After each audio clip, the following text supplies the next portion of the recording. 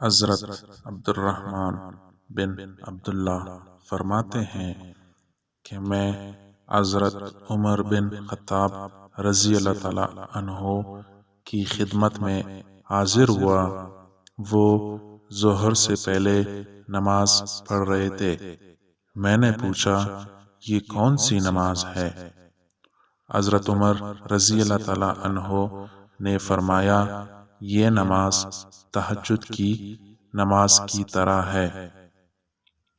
حضرت اسود، حضرت مرہ اور حضرت مسروق کہتے ہیں کہ حضرت عبداللہ رضی اللہ تعالی عنہ نے فرمایا دن کی نمازوں میں سے صرف ظہر کی نماز سے پہلے کی 4 رکعتیں رات کی تہجد کے برابر ہے، اور دن کی تمام نمازوں پر ان 4 رکعتوں کو ایسی فضیلت ہے جیسے نماز باجماعت کو اکیلے کی نماز پر۔